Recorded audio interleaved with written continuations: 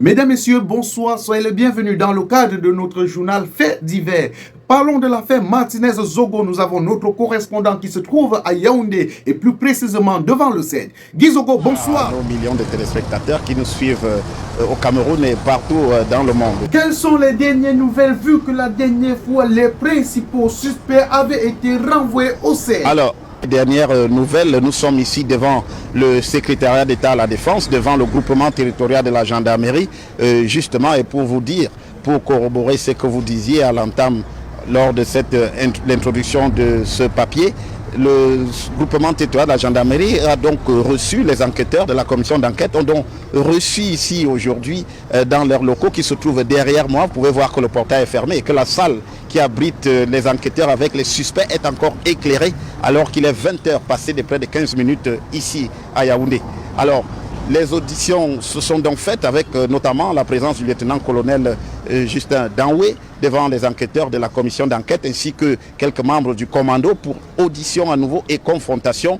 Certes, les suspects n'ont pas été renvoyés au secrétariat d'État à la Défense chargé de la gendarmerie pour un complément d'enquête, mais les enquêteurs en profitent pour meubler le temps, pour revenir sur un certain nombre de choses, réinterroger ceux qui l'ont déjà été, pour arriver à voir si les uns et les autres restent cohérents, si leurs déclarations continuent à tenir la route dans ce dossier qui véritablement connaît beaucoup de rebondissements. Ce travail va se poursuivre demain également ici au secrétariat d'État à la Défense chargé de la gendarmerie. Pour ce qui est de la journée de jeudi, on sait maintenant que la situation reste en suspens du fait de l'attente de la nomination d'un juge militaire. Alors, un juge militaire qui a été demandé par les avocats du lieutenant-colonel Justin Danoué, quelque part pour contrer les soupçons de connivence de certains juges civils auprès du tribunal militaire.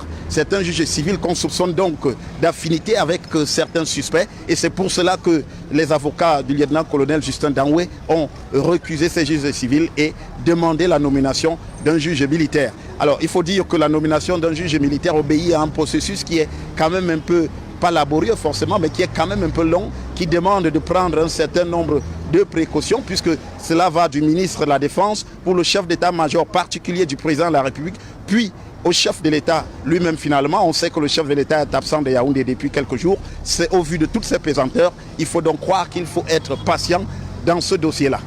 Il va donc falloir faire montre de patience en attendant la nomination de ce juge militaire qui viendra connaître de cette affaire. Ce qu'on est aussi en mesure de vous dire ce soir, c'est que l'on a évoqué l'idée du paiement d'une caution pour remettre en liberté certains suspects dans le cadre de cette affaire devant le tribunal militaire. Il n'en est rien. À ce stade, aucune procédure ne permet de pouvoir le faire. C'est d'ailleurs ce que nous disent les juristes et qui sont plutôt rompus à cet exercice-là.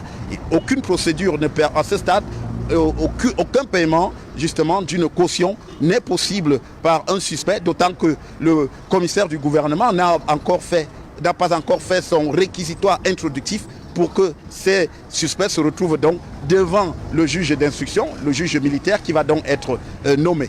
Ce qu'on sait aussi, c'est que le commissaire du gouvernement a sérieusement mis en garde les suspects dans cette affaire. Au cours d'une réunion en petit comité, il n'y avait que les suspects, le commissaire du gouvernement lui-même et les substituts du procureur, et il leur a tenu ce discours. Il ne faut pas tenir quelque faveur que ce soit, surtout pas une remise en liberté. Voilà donc les indications du commissaire du gouvernement dans cette affaire. On continue donc à attendre que le président de la République nomme enfin ce juge militaire qui devra donc recevoir les suspects dans cette affaire de l'assassinat de Martinez-Zogo, probablement en fin de cette semaine, lorsque les choses seront définitivement prêtes pour leur retour auprès du tribunal militaire. Devant le secrétariat d'État à la Défense chargé de la gendarmerie, c'est Joël Essengue, Guy Zogo, pour Equinox Télévision. Merci à toi Guy Zogo, notre correspondant depuis le CED à Yaoundé pour des investigations sur l'affaire Martinez-Zogo et Amougou Belinga. Merci aussi à tous nos fidèles téléspectateurs, à tous ceux-là qui nous encouragent, à tous ceux-là qui m'encouragent dans ce que je fais. Ensemble, disons justice pour Martinez-Zogo. Si vous avez aimé cette vidéo, n'oubliez pas de liker et la partager au maximum. À la présentation, c'est votre humble serviteur Mano Sabi, ou encore appelez-moi tout simplement Repliquant Mano Sabi. Justice pour Martinez-Zogo. Zogo. Connaisseur connaît, ça chauffe pas. On s'appelle Seigneur, pourquoi tu es ce qui doit mourir? Pourtant nous sommes tous de passage sur cette terre. Que celui qui me tue ne reste pas mourir.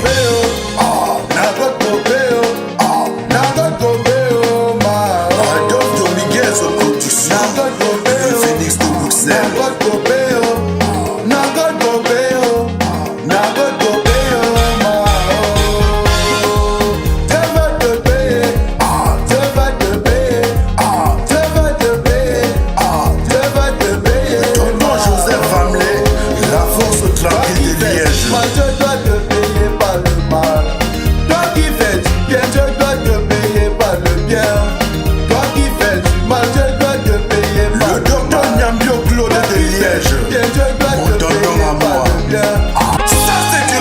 Mano Sabi, Papa Mouye Dieu de lui, nous laisse à deux, la société Bocom.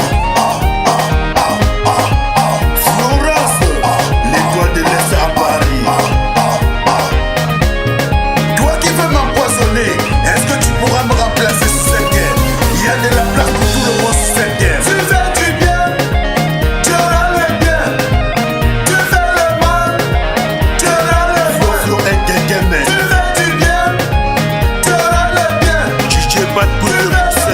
Mon superviseur.